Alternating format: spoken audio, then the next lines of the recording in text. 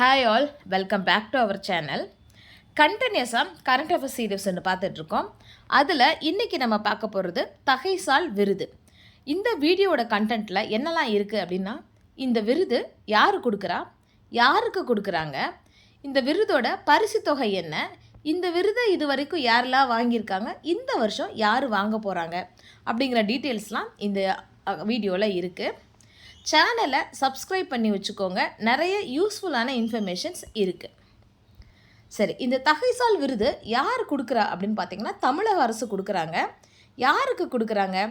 தமிழ்நாட்டிற்கும் தமிழ் இனத்திற்கும் மாபெரும் பங்காற்றியவர்கள், அதாவது தமிழ்நாட்டுக்கும் தமிழ் இனத்திற்கும் ரொம்ப அதிகமாக சேவை செஞ்சவங்களை தேர்ந்தெடுக்கப்பட்ட அவங்களோட சேவையை பெருமைப்படுத்தும் விதமாக இந்த அவார்டு கொடுக்குறாங்க. முதல்ல இது எப்போ ஸ்டார்ட் பண்ணாங்கன்னு பார்த்தீங்கன்னா 2021 தான் ஸ்டார்ட் பண்ணாங்க. அது ஒரு கொரோனா காலகட்டம், அப்போ தான் ஸ்டார்ட் பண்ணாங்க. இந்த விருதோட என்னென்னலாம் கிடைக்கும்னு பார்த்தீங்கன்னா, விருது ப்ளஸ் ஒரு பாராட்டு சான்றிதழ், அது கூட 10 லட்சம் மதிப்புள்ள ஒரு காசோலையும் கொடுக்குது.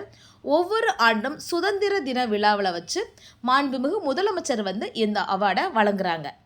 சரி, இந்த அவார்டை இது வரைக்கும் யாரெல்லாம் வாங்கியிருக்காங்கன்னு பார்ப்போம். 2021 தான் ஸ்டார்ட் பண்ணியிருக்காங்கன்னு பார்த்தோம் இல்லையா, அது கொரோனா காலகட்டம். அந்த காலகட்டத்தில் முதல் ஆளுமையாக இதை யார் வாங்கியிருக்காங்கன்னா, சுதந்திர போராட்ட தியாகி, மூத்த கம்யூனிஸ்ட் தலைவர் திரு என் சங்கரையா அவர்கள் தான் வாங்கியிருக்காங்க. கொரோனா காலகட்டம் அப்புறம் வயது முதிர்வின் காரணமாக அவரால் டைரெக்டாக வாங்க முடியல. மாண்புமிகு முதல்வர் அவர்களே வீட்டுக்கு சென்று இந்த அவார்டை கொடுத்துருந்தாங்க. ரெண்டாவது இந்த அவார்டை யார் வாங்கியிருக்காங்கன்னு பார்த்தீங்கன்னா, 2022 இந்திய கம்யூனிஸ்ட் கட்சியின் மூத்த தலைவரான திரு நல்லக்கண்ணு அவர்கள் தான் இந்த அவார்டை வாங்கியிருக்காங்க. அவரோட பொது சேவையை பாராட்டி இந்த அவார்டை மாண்புமிகு முதலமைச்சர் அவர்கள் கொடுத்துருக்காங்க. 2023 இந்த வருஷம் இந்த அவார்டு யாருக்கு கிடைக்க போகுது அப்படின்னு பார்த்துருக்கீங்கன்னா, அனௌன்ஸ் பண்ணிட்டாங்க. ஒரு கமிட்டி வச்சுருப்பாங்க. அந்த கமிட்டி தான் தேர்ந்தெடுப்பாங்க. இந்த வருஷம் யாரை தேர்ந்தெடுத்திருக்காங்கன்னா, திராவிட கழக தலைவர் திரு கி வீரமணி அவர்களை தான் தேர்ந்தெடுத்திருக்காங்க. சரி, இது என்னென்ன பங்களிப்புக்காக திரு கி வீரமணி அவர்களை தேர்ந்தெடுத்திருக்காங்கன்னு பார்க்கலாமா? தந்தை பெரியாரை பற்றி தமிழ்நாட்டில் தெரியாதவங்க யாருமே இருக்க மாட்டாங்க. தந்தை பெரியார் நடத்திய சமூக பிரச்சாரங்கள் மற்றும் போராட்டங்களில் தீவிரமாக ஈடுபட்ட கிட்டத்தட்ட 40 தடவை சிறைவாசம் அனுபவிச்சிருக்காரு திரு வீரமணி அவர்கள். அதுக்கப்புறம் 1962 ஆரம்பித்த விடுதலை பத்திரிகை.